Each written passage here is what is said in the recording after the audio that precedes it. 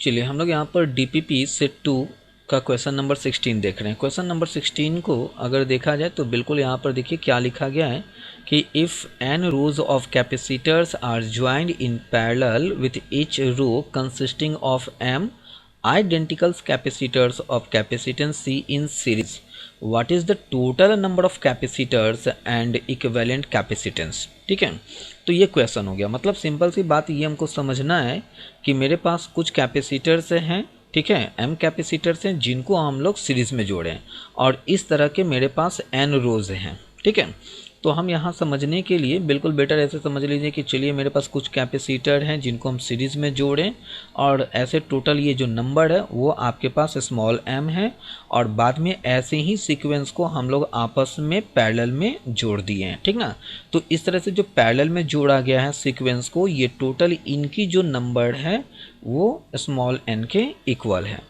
तो जब ऐसे कोई क्वेश्चंस हो तो हमेशा याद रखिए, जब पूछा जा रहा आपसे कि टोटल नंबर ऑफ कैपेसिटर्स बताइए कितना होगा, तो बड़ा सिंपल सी ये कहानी है। टोटल नंबर ऑफ कैपेसिटर्स हमको अगर बताना हो, ठीक है, तो करना क्या है भाई, एक रो में टोटल नंबर ऑफ कैपेसिटर्स कितना है तो स्मॉल m, और इस तरह के कितने नंबर ऑफ रोज हैं स्मॉल n, इनसे मल्टीप्लाई करने पर टोटल नंबर ऑफ कैपेसिटर्स हम लोग को मिल जाता है। ठीक है, जो बेटर तरह से समझ में आ गया होगा। तो ये हम लोग total number of capacitors that means capital N calculate कर लिया और उसका फाइनल आंसर हो गया m इंटू n। अब बात करते हैं इक्विवेलेंट कैपेसिटेंस की।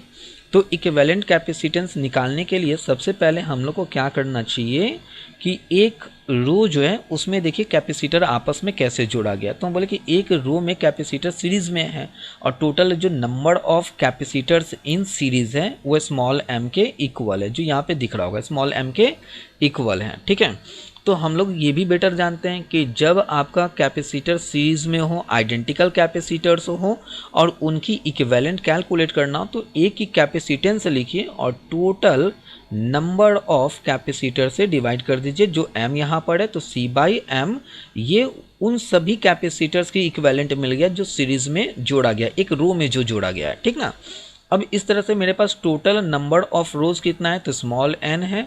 और यहाँ बेटर जो समझने की चीज़ है कि हम ऐसे समझ लेते हैं कि मेरे पास इस तरह से पैरेलल में n कैपेसिटर्स को जोड़ा गया है और जिनकी, ठीक है, जिनकी कैपेसिटेंस C/m के इक्वल है। ठीक ना, तो अब जब हम इनकी पैरेलल में इक्विवेलेंट कैलकुलेट करेंगे तो पैरेलल में आइडेंटिकल कैपेसिटर्स की इक्विवेलेंट कैलकुलेट करने के लिए क्या करते हैं, तो हम लोग नंबर ऑफ कैपेसिटर से देखते हैं। नंबर ऑफ कैपेसिटर यहाँ पर कितना हो गया स्मॉल n, और एक कैपेसिटर की कैपेसिटेंस, तो एक कैपेसिटर की कैपेसिटेंस यहाँ पर हमको कितना दिख रहा है C/m, तो इसमें हम C/m से मल्टीप्लाई कर लिए तो टोटल ये हो गया NC/m।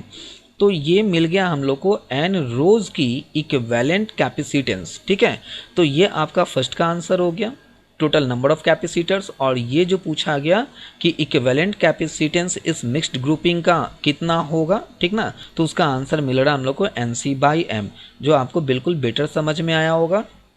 तो चलिए इस क्वेश्चन का भी यहाँ पर हैप्पी एंडिंग करते हैं।